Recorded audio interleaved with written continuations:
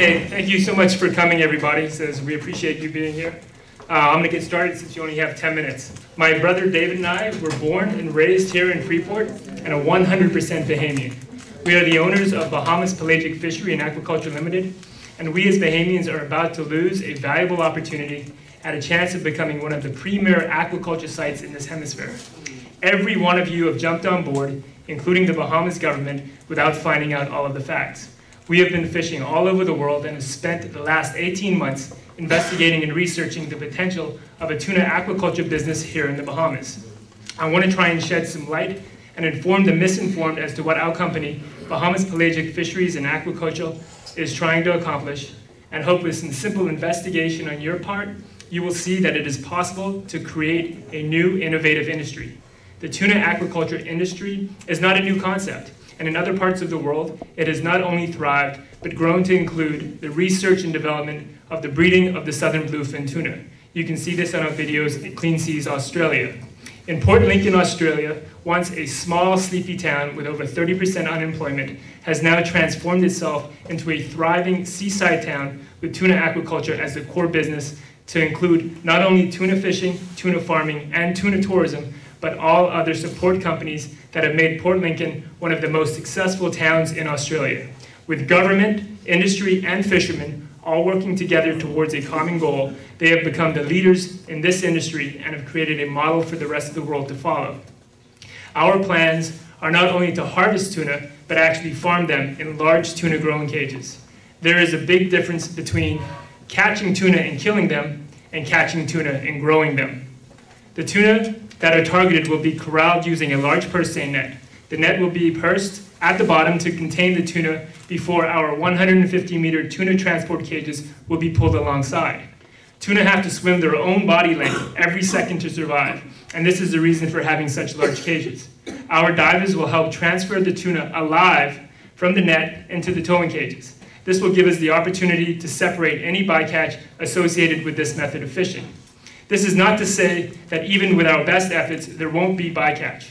Rest assured, any bycatch will not be wasted. In fact, the children's home, the old age home, the tuna hospitals would love to have fresh, donated fish on their menus. Nothing will be wasted, and the Bahamians in need will benefit the most. The tuna will then be transported to our tuna farms located in 200 feet of water just off the continental shelf, where they will be treated like royalty, being fed 3 times a day, 6 days a week. This will, in turn, turn a run-of-the-mill tuna into a superstar. The cages will give us the opportunity to create grade A product that will be sought by anyone who enjoys fresh sushi, sashimi, or grilled tuna. The beauty of this concept is it is not about quantity, it is about quality. We have encouraged the Bahamas Ministry of Fisheries to join ICAT, the International Commission for the Conservation of Atlantic Tuna, wanting them to help regulate the fishery here in the Bahamas. So we also want to promote tuna tourism as a secondary business that will provide an exciting new and informative activity for our tourists. Like the well-known dolphin experience, we will be establishing the tuna experience, where we will be taking tourists out on the boat to the tuna farm, where they will see an exciting video on the history of tuna ranching. They will then have the opportunity to feed and swim with wild tuna in a safe, controlled environment. On their return trip, they will sample fresh sushi and sashimi with a Bahama Mama or Sans beer, and will further be enlightened as to our future plans, which will include the breeding of the Atlantic bluefin tuna. This technology has only recently become a reality. Time magazine has just announced that this is one of the top 2 inventions of 2009. Can you imagine top universities coming to our country to set up first-class research programs with the hope of breeding and growing the Atlantic bluefin tuna? These are our long-term goals. Many of you claim that we are in this just for the money. We are believers that good, innovative ideas and hard work should be rewarded. Unfortunately, many people hate to see others succeed, and in many cases, jealousy overrules objective thinking. Our intentions are to promote, through scientific research and technical results, the development of a sustainable and profitable aquaculture industry that would be internationally recognized and respected. We have a unique opportunity to be the premier aquaculture country in this hemisphere, with the possibilities of breeding Nassau grouper, mahi-mahi, along with yellowfin and bluefin tuna in the Bahamas a reality. Are these goals ambitious? Perhaps. One thing for certain, and don't be misled, tuna are highly migratory and are being caught by other large foreign operations before they come to the Bahamas and after they leave the Bahamas. The travesty is that this same tuna is being sold back to the Bahamas at $19 a pound when we have this natural resource just off our own shores. The sports fishing community is up in arms about this new venture.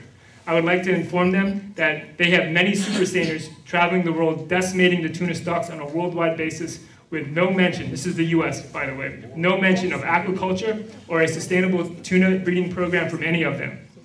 If we had no intention of anything but purse seining, we would not, purse seining, you would not have to shut us down. We would have never considered this venture in the first place. We recognize and appreciate that sports fishing is an important and fun reason for many foreigners to come to the Bahamas. We enjoy sports fishing as much as the next angler and have fished in countries like Venezuela, Costa Rica, and Mexico, having seen firsthand that commercial fishing and sports fishing has coexisted together in these countries for years. Why not here?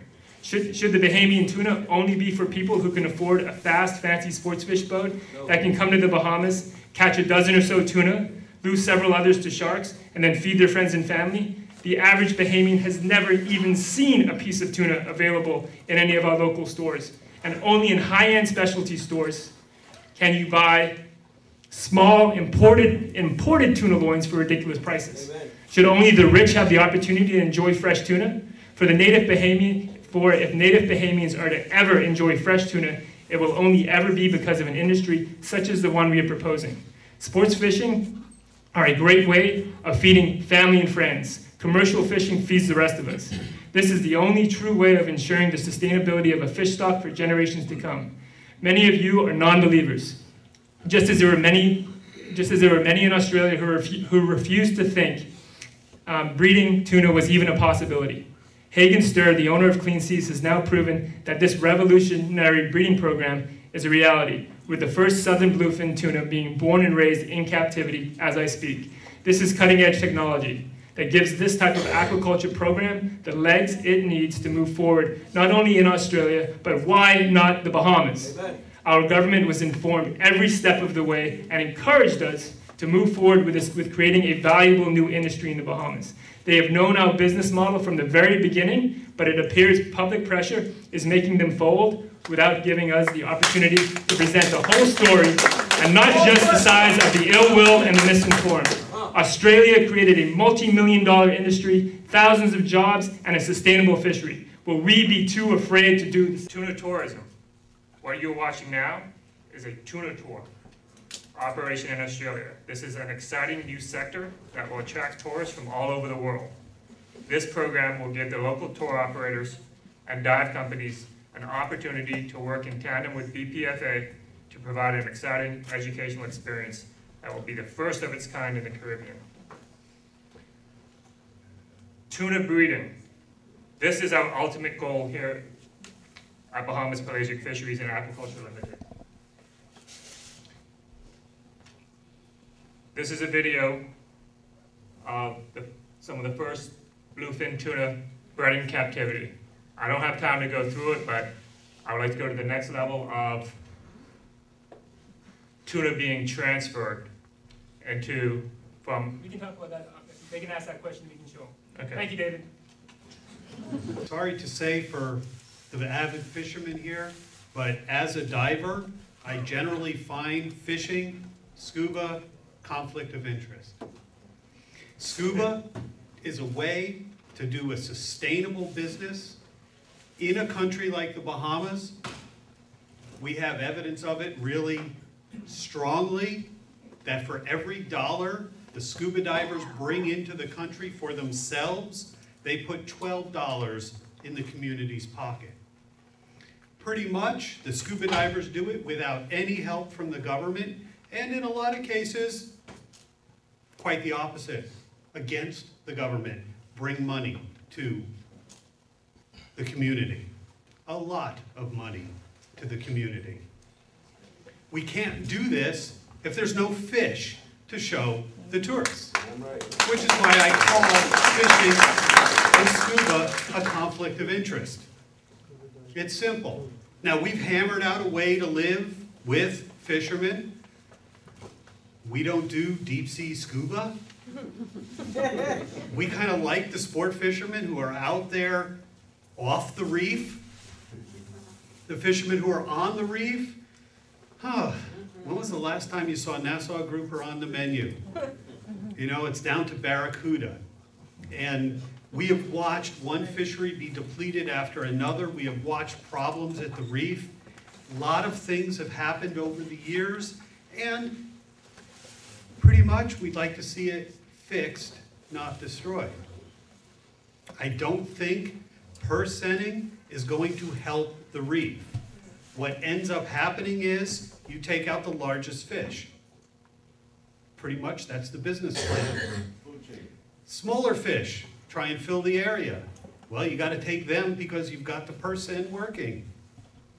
Then jellyfish fill the area. And this has happened all around the world.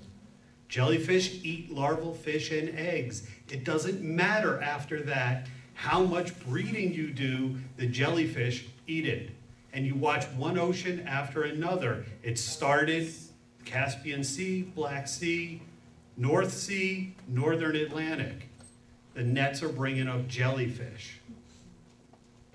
It's not really, I think, what we want. Our beaches littered with jellyfish, their nets filled with jellyfish. No one's eating anything. They mentioned aquaculture. I am a huge fan of aquaculture as the future of the ability to eat seafood. Hagen Steer, who they've mentioned, and I'll show more in the movie, spent $35 million getting the first fertilized egg. He was up to $47 million before he got the second fertilized egg. The promotion he's been making is his IPO. He's looking for investors. He's not making money. Very similar to what the Bahamas has seen with the treasure hunters. The real treasure was the investors. If we find a little bit of gold, we get more investors. He's bred some fish. The Japanese are breeding some fish.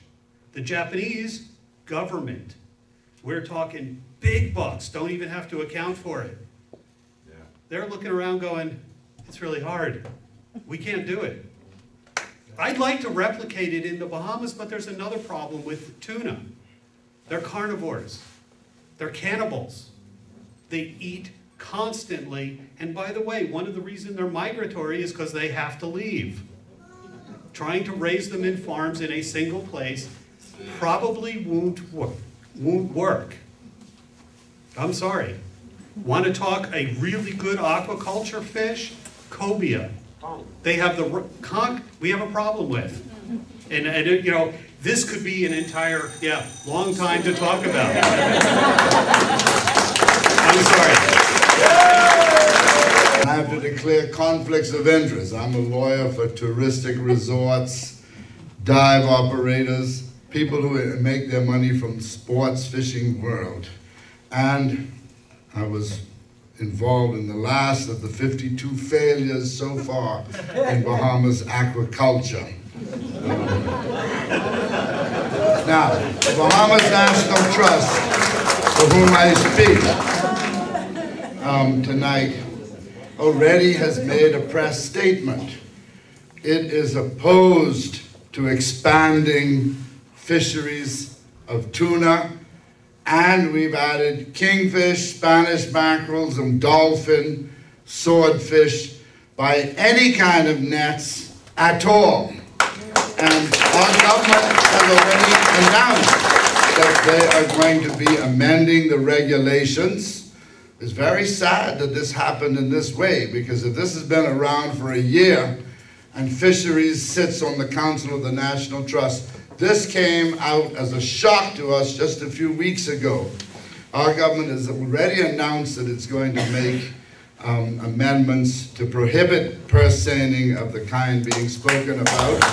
People don't know this, but there have already been applications in the Bahamas to ranch tuna on the Tata Bank, and other places in the Bahamas, and government said no. And the Bahamas National Trust is working very, very closely with government to carry out our continued pledges under the Earth Summit. We're committed to sustainable development, sustainable use of natural resources.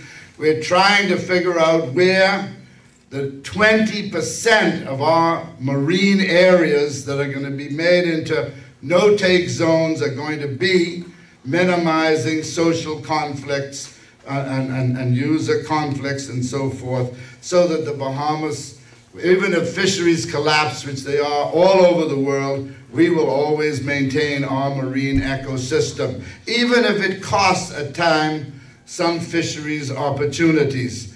And we do that with a good conscience because we're the most successful country in the Caribbean basin for tourism. And our sports fishing and the diving, and the divers are the original, long before us and government learned the word ecotourism. They're the originators of it all and the most sustainable of all. But we recognize that sports fishing, including whatever is left of the declining, and as far as I'm concerned, the science is absolute. I looked up all the papers. Some say 46% in catches of yellowfin tuna since 1992. Others, ICAT is saying that it's near sustainable, maximum sustainable yield. That's what your MSY is. But they admit that that doesn't include the unregulated longline catches in the Atlantic and landings from countries. And it doesn't include 25 yellowfin tuna that I caught one night with Egan Kemp and my son in a 17-foot Boston whaler. And the Bahamas National Trust has institutional memory going way back. The great Dr. Walton Smith, great marine biology professor, at the University of Miami, the Rosenstiel School. Been out here since the 30s advising government. To grow something in a cage, you have to feed it so much, and there's so much effort, and there's so much labor and energy and hurricane dangers and so forth, that it could only work with the very, very ultimate high-end products, if at all. I have 30 seconds? Okay. So anyway, and so this venture, misconceived at the moment. When the rest of the world perfect it, come back to us. Amen. What we were told since the 1970s by the great fathers of Bahamian conservation, when we see the great schools of bluefin tuna crossing the Bahama banks, when we see schools again of 50 acres of yellowfin tuna, when the fisheries are restored, then we'll talk again about these kind of things. But not right now.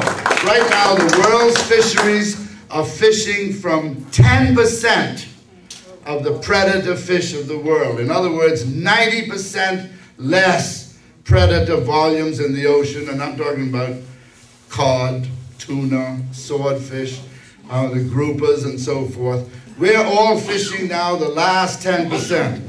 So we come here tonight, and the message is not only purse-seining, but no more ideas of weapons or tools or methods of mass killing.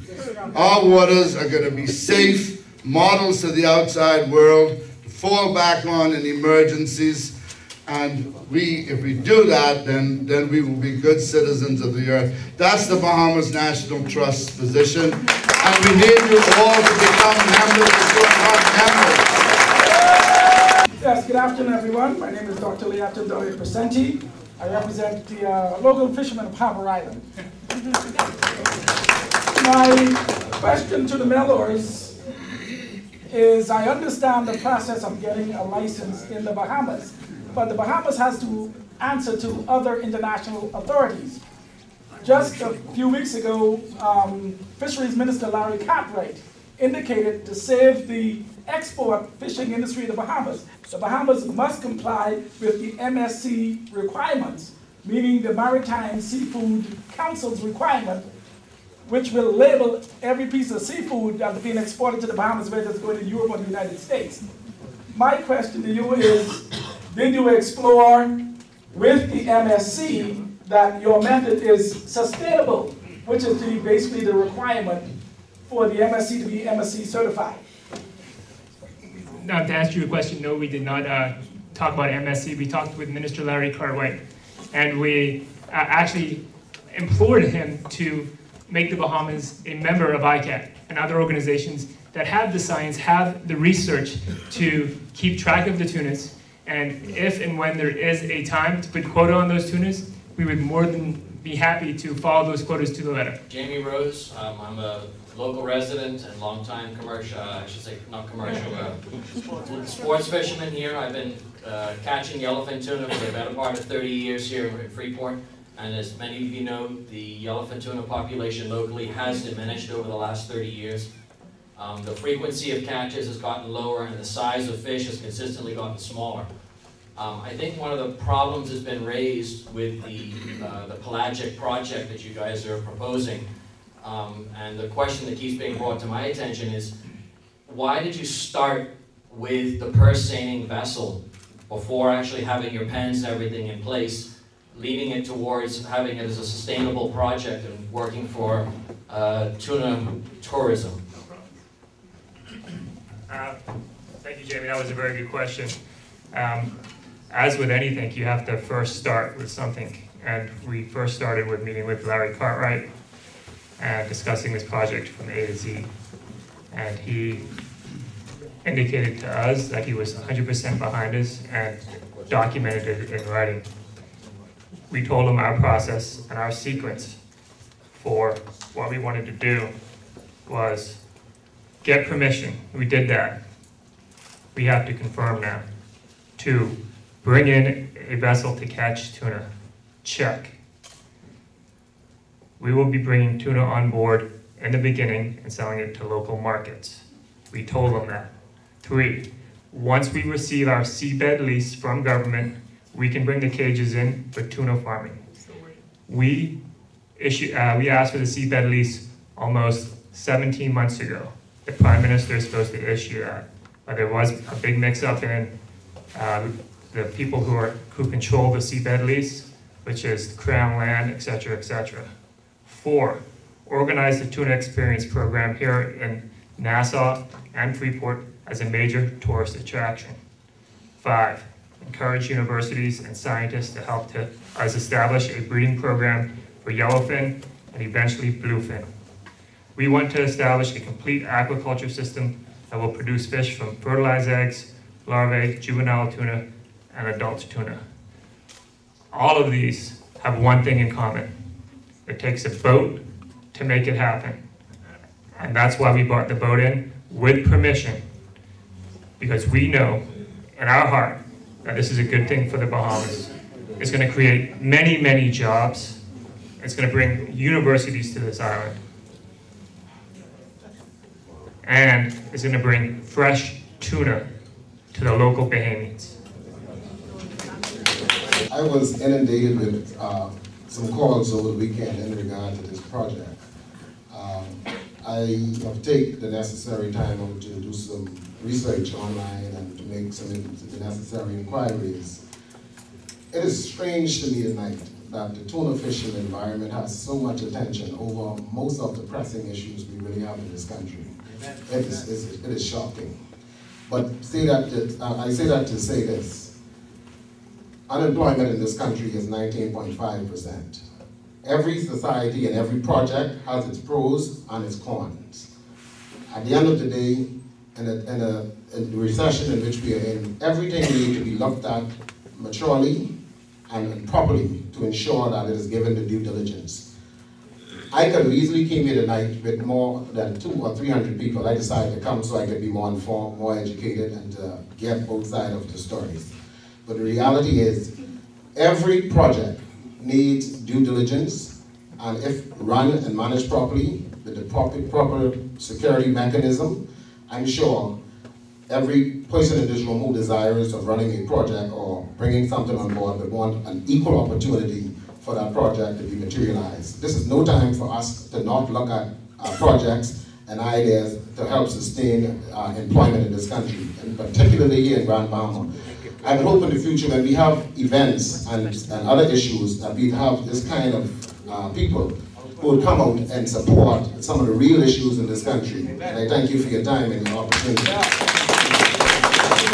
The problem with agriculture of salmon up off the northeast coast of the United States has occurred to what people didn't anticipate. And when you grow a lot of animals in within this confined area, the problem that develops and it rhymes with species. And the environment that the fish live in is degraded, and so the quality of the fish is degraded.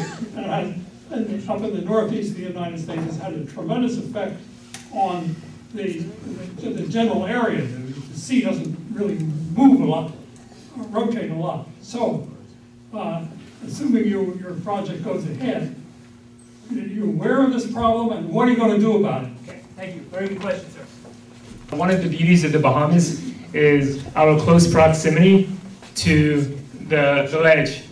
Unlike the salmon farms that you have that aren't in deep water, says we will be able to establish our farms where they will be anchored off the ledge. So the feces and whatnot, at least the majority of it, will go over the ledge and be swept out to sea. That's not to say that you won't have, and the research estimates around 300-meter section close to the cage where you might have some effects. But this is in areas where there is no ledge. There are no currents like we have here in the Bahamas. Because we can anchor them on the ledge, it's going to make a big difference, and we will be the first tuna farm, if allowed, to actually attempt this. So we will see what the effects are and report that to you on a later date. Thank you. There's a further answer to Mr. Milligan.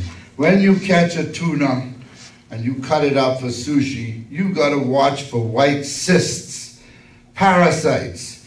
In nature, quote poetry, red in tooth and claw, the shark, the marlin, the big wahoo kill the sick and the infected fish.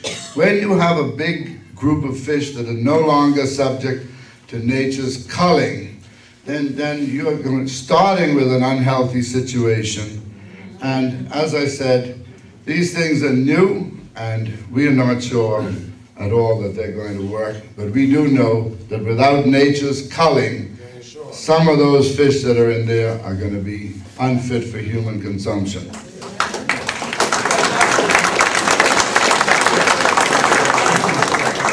Mr. Mellors, second by the apple. I say no more in that respect. Mr. Morley, the time has come in this country when we as citizens must sit down, analyze, and try to figure out how we can best mold ourselves, be a part of a global world in terms of technology. Everyone in this room, if you look around and you ask every person in this room, how many of them in their life, or how many of us have ever had a bite of fresh tuna? The question is, we're not talking about canned tuna, we're talking about fresh tuna. The reason why I asked the question, I'm going to ask the other question. How many of us in this room have had a fresh caught lane snapper, yellow wing, or any other snapper in this country? Practically everybody in this country. The question, out of every good situation, something bad comes out of it. And it probably takes the Mellor brothers to have this challenge. And I want to put something I think is more fundamental to every citizen of this country. The netting of catching fish, the hauling of catching snappers. Any boater on this island, If you go on the north side of Grand Bahama, where you can go and drop your line, or where you could have gone 10, 15 years ago, you go there today or tomorrow, and there's nothing. It's all gone.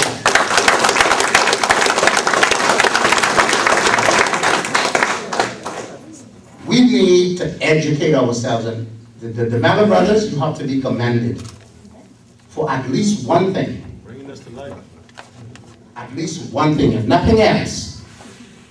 You brought a sense of a new technology. You have brought to the forefront the sensitivity of our industry, the wealth that we have in our natural resources. Do we have anyone here from the Ministry of Agriculture and Fisheries? Official? No. Here we are as citizens. Now I'm talking about in an official capacity, because it is crucial. For too often, things that matters to us, we cannot find those persons who we should address questions to and expect answers. There should have been someone, if they were invited, from the government. Because I have never seen, outside of anything political, that we have this type of gathering. I mean, just look at us. We as a people, we can make changes in this country, but we only do it when it is politically expedient for us. But you have Bahamians who are prepared to invest money in technology. And I think too many of us is rushing to judgment to condemn them. Let us see what they propose to do. Let us get the expert to examine what they propose to do, and let there be no self-interest. Because there are some persons in this room who have some self-interest for whatever reason. And when the time is right, they shall be exposed. They know who they are. I have no interest in the Mellors project or any other project other than projects that is sound and safe for the advancement and development of this country and future generations. Good evening, everybody. My name is David Long. I'm a long-term resident of Freeport. I'm a citizen of the Bahamas. I'm a member of the Bahamas National Trust for many, many years. I'm also a commercial fisherman, partly by trade. I'm also a businessman here in Grand Bahama. And I would like to direct my comments not to the Mellor brothers, but to the, I'm sorry, sir, I forgot your name, the scuba diver at the end over there. You mentioned the possibility of the reefs being damaged by the Mellor brothers and their netting outfit. I'd like to point out that I think I've also noticed damage to the reef. I use a compressor out here to commercial dive fish, whatnot have you. And I think that most of the damage has actually been done through development, through golf courses, through runoff, through drilling canals, whatnot, endangering the reef, the reproduction. Do you have any comments on that? All I can say is thank you so much. I was asked to speak tonight on one issue. And that's why I did. I spoke on one issue. The tuna farm, when we talk about what kind of effect it might have on the nearby life, is very similar to the effect that a golf course has. And when I talk about what I've seen on the reef and over the years what we've documented, yes, there's been a lot of damage for a lot of different reasons. There's been a lot of people who have been working to mitigate the damage. There's been people who've been saying, and it wasn't coherent, and basically no one did anything about it. This is the first time that any issue has brought together this size of a group of people. Wow. Wow. I've got to say, I am really glad the Mellors did this. I'm actually sorry they're being treated the way they are, but they probably should be recompensed in part because there's going to be a tremendous amount of notice of the Bahamas, which always means more tourism, because we're having this argument. Whichever way it goes, more people are talking about the Bahamas, and quite frankly, from my point of view, I don't care if we're talking conservation or Anna Nicole Smith. As long as Bahamas is in the sentence, it helps the community. Hi, I'm Rachel Lightbourne. I'm a third-generation owner and operator of Lightbourne Marine in Nassau, Bahamas, and we cater, obviously, to the sport fishing industry. And I'm also here tonight to represent the International Game Fish Association. I'm the representative in Nassau. So right now, I'm talking to you from thousands of members in over 100 countries. And I've been back and forth with the IGFA president and the conservation director. We are against this using per se netting for yellowfin here. The bycatch, everything that's been discussed, it's been very informative, and I appreciate the Mellor boys' vision. I think it's a little before its time. I like where you want to go with it, but I think for now, really your intentions are to net tuna and to sell them. I don't know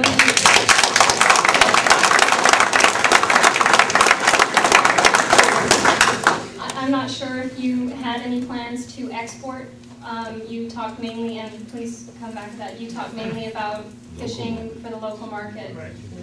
In other aspects of agriculture here, it's been so difficult for farmers to produce a product that's actually affordable.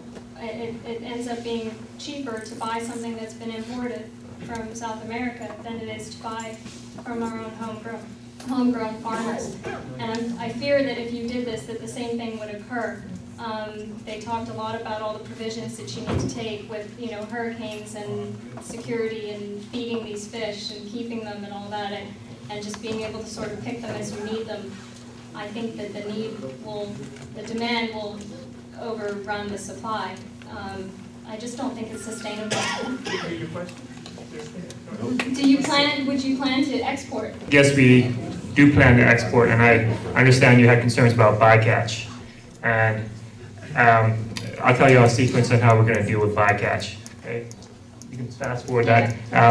We're going to actually transfer the tuna alive from the per se net to a 150-meter cage. At the end of our set, divers will be deployed into the net to assess the catch. If any bycatch is discovered, we will do everything possible to remove it unharmed through the tuna transfer door. That's that big door you see right here. More than big enough to send a 1,000-pound blue marlin through, okay? As in all fishing, there will be some catch. This is just to quote Jason, the conservation director.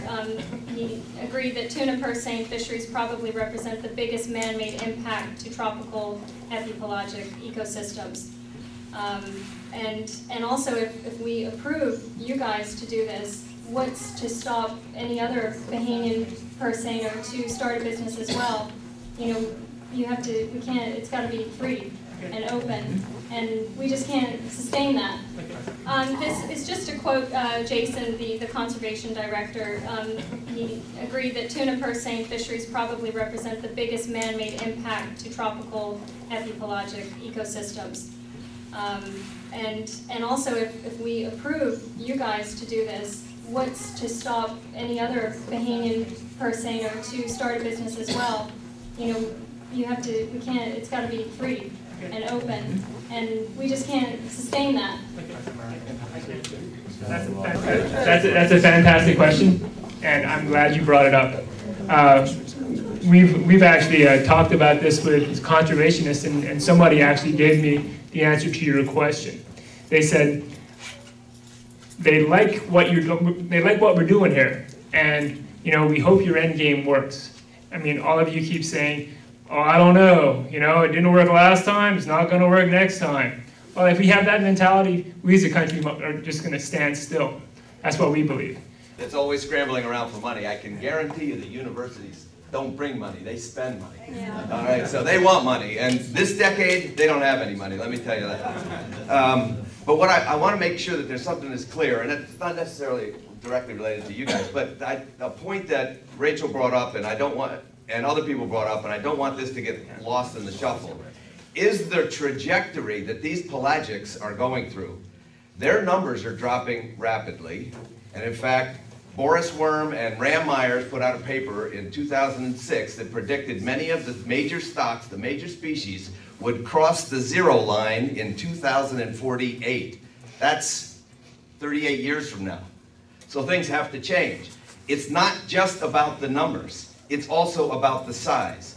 Because in these fishes, their reproductive capacity goes up exponentially as their size goes up. So a whole bunch of little fish out there spawning doesn't mean nearly as much as the large fish. This is the BOFF syndrome. This is the big old fat females. They are the most important fish out there, and we are taking them. We need to produce them back again. They produce better eggs that survive. They're way, way more important to the reproduction and recruitment of fish than the smaller fish are. So as we fish these fish down, we're losing the ability for them to replace themselves even when there's a moratorium. Look at cod. The fishing was stopped in 1992 for 2 years because they thought it would rebound. It has yet to rebound at all in Newfoundland. I'm here to make a few comments, right? Okay. You know, each and every one of y'all inside here today, something got to start from somewhere, right? If we didn't start sending man into space, we will have the technology that we have today, you know what I mean, to do the things that we're doing. So that means we had to take a chance, all right? I'm all for this because, hey, I'm a poor person. I'm looking for it. I'm looking to make some money from it, okay? How many people inside here right now are Bahamian?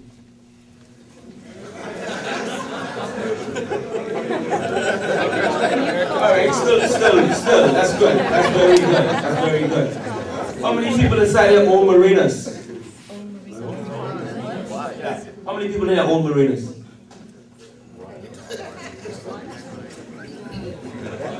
All right, good, cool. Well, what I'm here to say right now is that all the money that they're speaking of, that the sports fishermen go out there, that bring money into the Bahamas, whose pocket is it going into? How many Bahamian pockets is it going into? Waiters, waitresses, handicap riders. All right, good. All right, thanks very much. Thank you very much. For those of you who do not know me, my name is Sophia Thompson. I do have my master's degree in marine science, and I have been doing aquaculture for 20 years.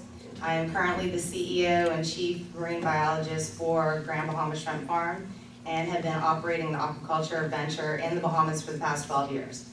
I want to clarify for everybody, because I'm kind of concerned about how this whole venture is being portrayed to the public. We keep hearing the mention of aquaculture over and over again. Aquaculture is the cultivation and rearing of marine life or marine animals to supplement the natural supply. Once you've supplemented the natural supply, that's where you're getting those organisms to sell to the public and make your money. By your own admission, you said that you anticipate 3 to 5 years. Well, we've seen from 2002 to 2007 a 50% decline in the breeding population of Atlantic bluefin tuna. So there is no great reason for us to believe anything else would happen in the population of the Atlantic yellowfin tuna. I hear a lot about see what happens and we can get the reports later. I know from being an aquaculture facility in the Bahamas that there are many requirements by government requirements that I was to adhere to. There's many government agencies that I report to on a continual basis, one of whom is sitting in the front row. We in aquaculture know that there are 1,000,001 things that can go wrong in aquaculture. And the sign of a good aquaculturist is how many millions of animals you killed. So, as far as this kind of a venture, I've heard no mention of an environmental impact assessment. I've heard no mention of eutrophication from feeding in these cages in the deep ocean, what other animals that you're going to be attracting. I haven't heard of any biologist that you have on team that has proven any kind of breeding. I've been given no clear time frame as to when you would foresee something like that happening, and who you have in place to do so. Before you respond, let me just say a couple more things. You mentioned that you don't want to lose the opportunity to become the premier aquaculture site in the Bahamas. Well, we do have the potential of a lot of aquaculture in the Bahamas, and it can be done in a sustainable manner, and it does not have to be in the open ocean. It does not have to put at risk the bycatch, which by your own admission is going to occur. So again, if you're looking at a 3 to 5 year return on even trying to get this species propagated, what you're proposing for us right now is you want license to fish as much as you will until the time that you see fit that you have these things in place. There's no pilot project that's been proven in these waters. There's no data given by anyone to show that that's even possible in a small venture. So the jumping the gun to go and get a vessel to round up fish without having the biology no way constitutes an aquaculture facility.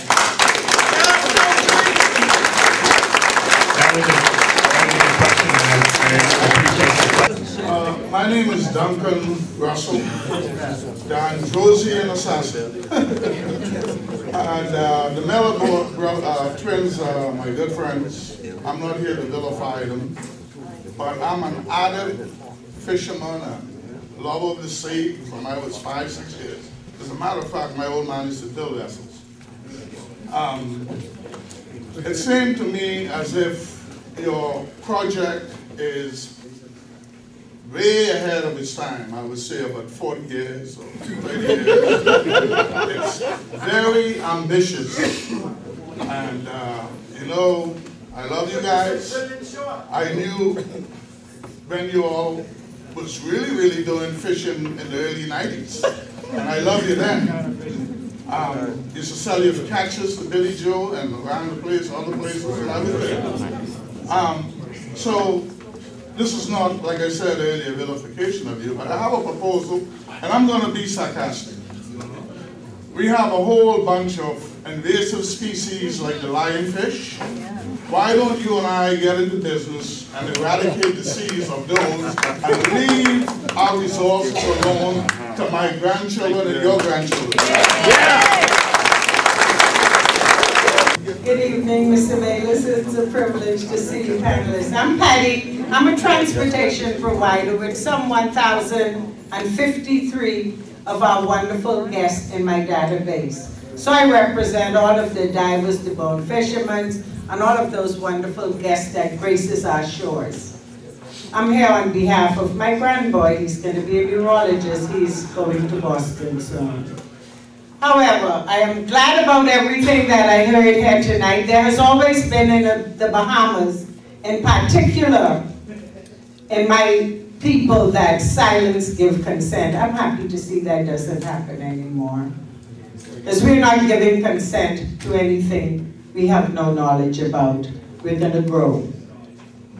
Tonight, my grandboy has asked that I come here and ask the Mellor brothers, is this venture that important that you're willing to risk the survival of our future and the future to come? Is it something that maybe you can just step back for a while and leave well alone? Because, you know, we have depleted a lot of our resources. We can't afford any more mistakes. Please give us a break. But I am mostly tonight happy about the fact that persons has come out to educate themselves. Look at me, I'm almost 70. And I have just been educated tonight. I can better speak with, I'm being bombarded on Facebook. Honey, don't let them do that. Don't let the boats out the harbor. Okay? But in the same token, we're standing up as mature, concerned individuals who really must look out for our future. I feel as though the people have spoken, I am speaking for my grandboy. This is not the time nor the place for yellowfish, tuna to be trapped along with all the rest in your snares. Please, I'm not being sarcastic. It's just not the time for that. So please step aside for a while and let other things happen that can enhance the Bahamas and our guests when they come here. Thank you. The Bahamas National Trust encouraged the government to join ICAT. And for those who don't know, ICAT stands for the International Commission for the Conservation of Atlantic Tunas, an international regional management organization to help improve the management and conservation of marlin, sailfish, spearfish, swordfish, tunas, and sharks. Speaking tonight on behalf of Dr. Russell Nelson. He wanted to be here, but he wasn't able to come. He has a doctorate in marine fisheries ecology. He's worked over 25 years as a research biologist with the U.S. National Marine Fisheries Service, been director of marine fisheries for the state of Florida, and he now owns an international fisheries science consulting firm. He's been a member of the U.S. ICAT advisory panel since its inception in 1990. He's written a long 2 pages worth. I've tried to synopsize it since this is brief question and answer period. Yes, we have. In 1993, ICAT passed a resolution calling for no increases in fishing effort for yellowfin tuna as a precaution against overfishing. This regulation is still in place. Some statistics that he's quoted that are ICAT statistics. Number one, recent catches, 2005 to 2008, have been the lowest, we're talking about yellowfin tuna, have been the lowest since 1974, with a 45% decline since the 1990 peak. 2, the average weight of yellowfin has declined since the early 1990s. 3, both assessment models indicated that yellowfin tuna has been overfished in recent years. I will take on the question following this gentleman, and then we're going to bind. Sir. Okay, my name is Samuel Taylor. I'm a bonefish guy. The reason why I got up with my head gentleman over there, Mr. Mellor. Mr. Mellor, yes, sir. Mellor mentioned hauling, and he said that the hauling of the snappers is just the hauling of the tunas. Something that says. Same principle. Pardon? It's the same principle. If that is the case, I would like to warn everybody inside here now in the whole Bahamas that they better stand up now because we are in serious trouble.